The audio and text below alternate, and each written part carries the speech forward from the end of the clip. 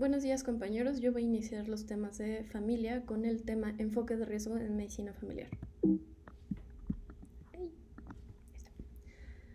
Para poder iniciar el tema me gustaría presentar esta frase que encontré, que dice que el cuidado de la salud no puede ser libre de riesgos, ya que nada es libre de riesgos. Nosotros sabemos que los principales riesgos a los pacientes ocurren en el momento de una migración en las diferentes interfaces del cuidado, es decir, cuando realizamos el relevo de cuidado primario a cuidado secundario o viceversa.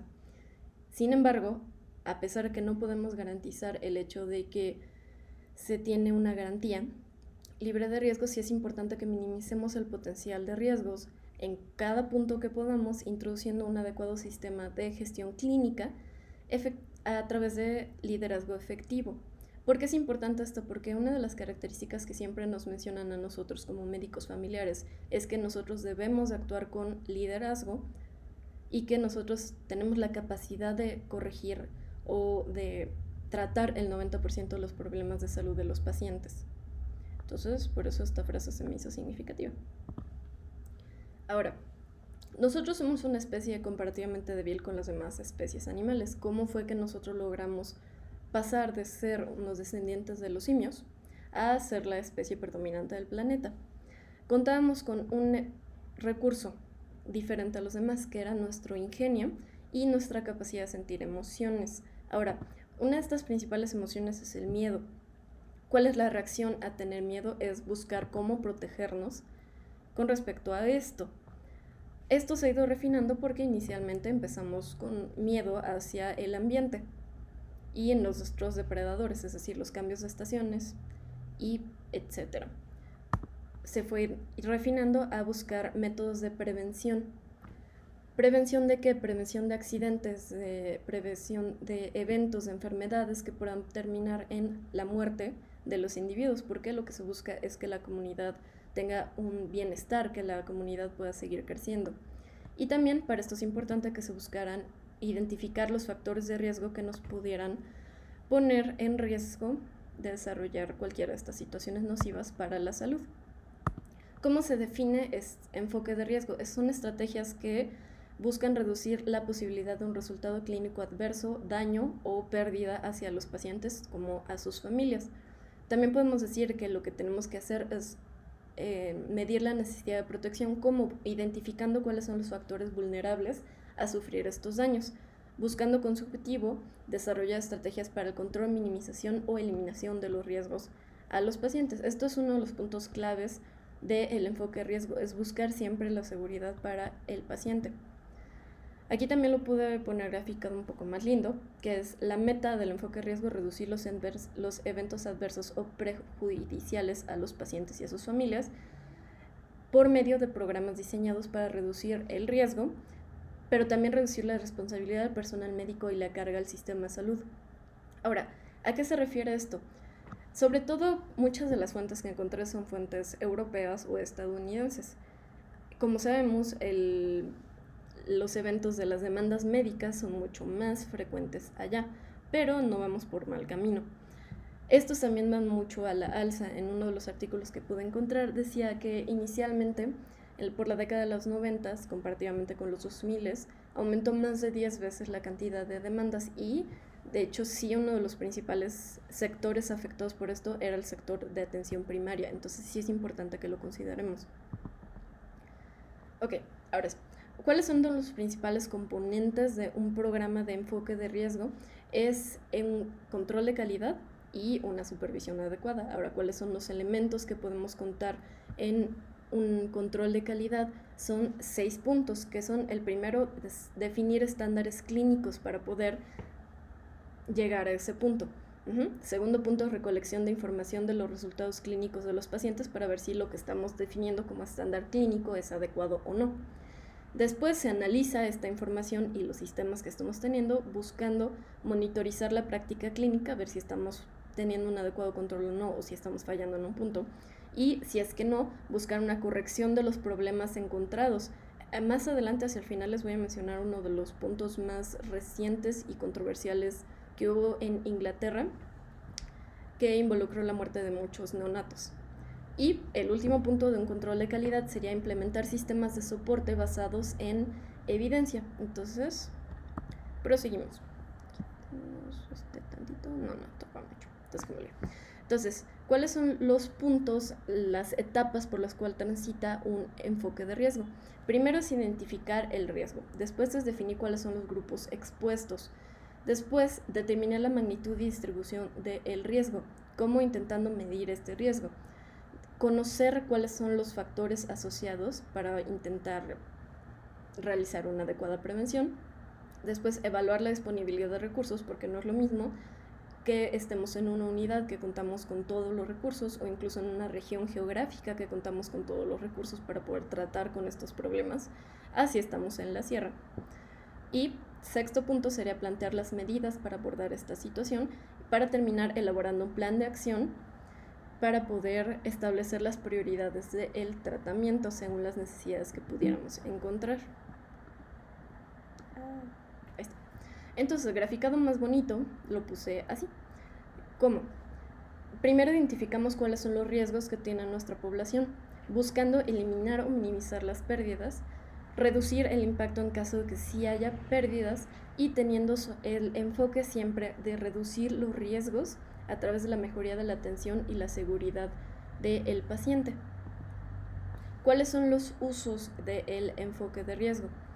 El enfoque de riesgo es muy importante porque además de ser una estrategia que sirve para establecer las acciones en función de las prioridades del sector salud, también nos ayuda para definir cuáles son los programas de educación sanitaria de mayor impacto que podemos tener, de nuevo buscando tener una adecuada prevención. Si estamos notando que estamos teniendo brotes de enfermedades transmisibles por vector o algo así, diseñar una adecuada estrategia para que esto deje de ser tan prevalente.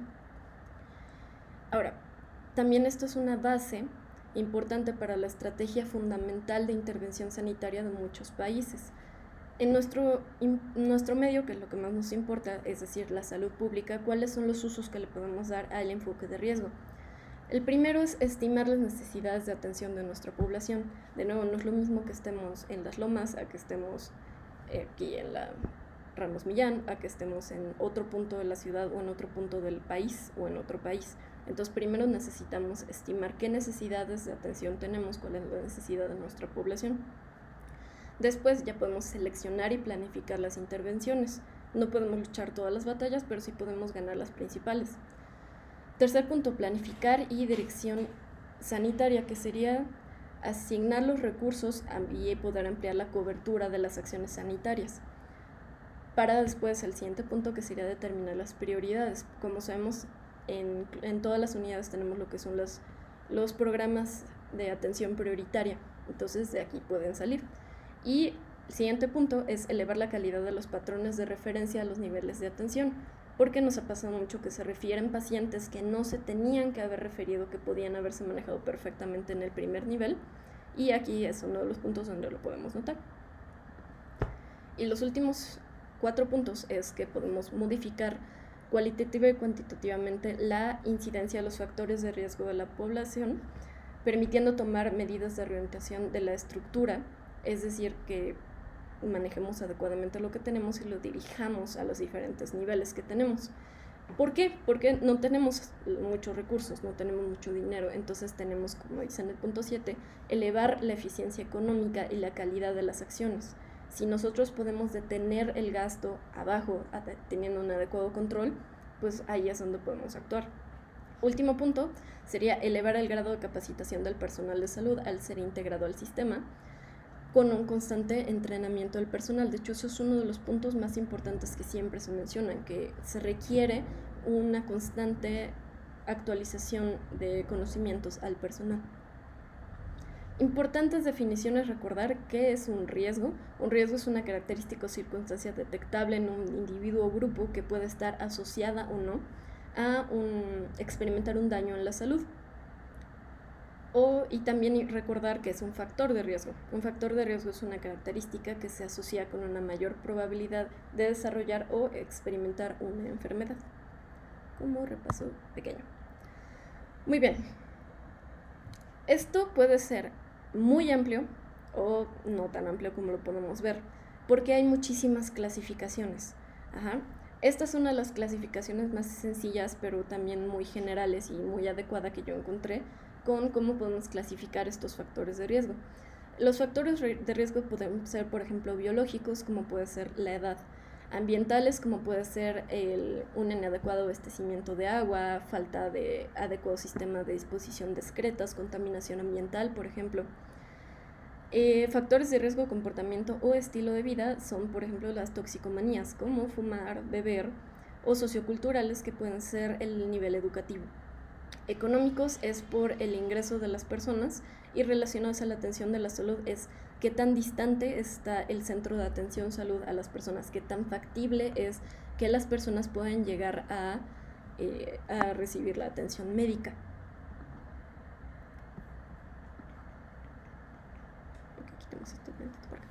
Entonces, ¿qué es importante recordar? Que la interacción en los factores de riesgo, por ejemplo, tomando un factor de riesgo biológico con un factor de riesgo ambiental o un factor de riesgo sociocultural, todas estas interacciones de estos factores puede aumentar el efecto aislado de cada uno de ellos.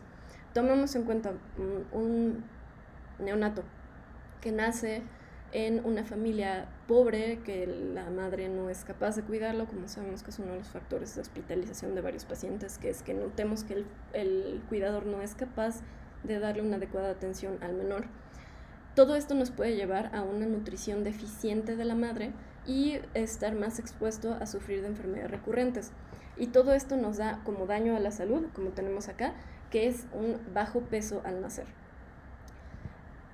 Agreguemos otro factor, que es nuevamente el factor de bajo peso al nacer, lo volvemos a agregar para acá, y esto nos da un mayor factor de riesgo de desarrollar infecciones gastrointestinales que sabemos que es una de las principales causas de mortalidad en menores de 5 años de edad. Y si a todo esto le sumamos que el niño es pobre, tuvo un bajo peso, no tiene una adecuada nutrición, los familiares no son capaces de cuidarlo, está más en riesgo de desarrollar enfermedades recurrentes, ¿qué puede pasar? Es más probable que no tenga una adecuada hidratación y nos lleve a la muerte. Entonces aquí ya podemos aterrizar un poquito más los conceptos que estábamos manejando previamente. Okay. Importante recordar, los individuos usualmente no están expuestos a un solo factor, es como los pacientes que tenemos en las consultas. Los pacientes no solo tienen una patología, bueno, fuera que solo tienen una patología, pero no llegan con diabetes, con obesidad, con sobrepeso, con todos los combos imaginables. Entonces, importante recordar esto, los individuos no solamente van a estar expuestos a un solo factor de riesgo. Y esto también lleva a ciertos problemas, porque un paciente con multicomorbilidades tiene un mayor riesgo de interactuar en todos los niveles de servicios de salud, a tener una mayor cantidad de medicamentos, por lo tanto mayor riesgo de polifarmacia e interacciones medicamentosas, y esto lo predispone a tener mayores fallas en el sistema de seguridad, lo cual nos da más posibilidades de que el paciente tenga alguna falla y tenga algún riesgo en su seguridad, en su integridad física y en su propia salud.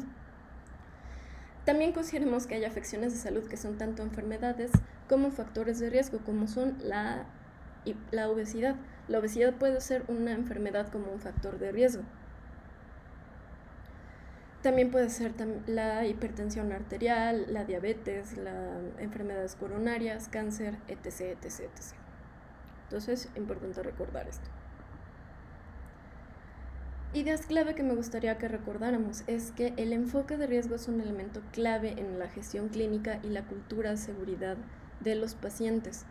¿Por qué es importante recordarlo? Porque muchas veces aquí es donde puede fallar el sistema de salud y trae como efecto a cascada muchas otras cosas.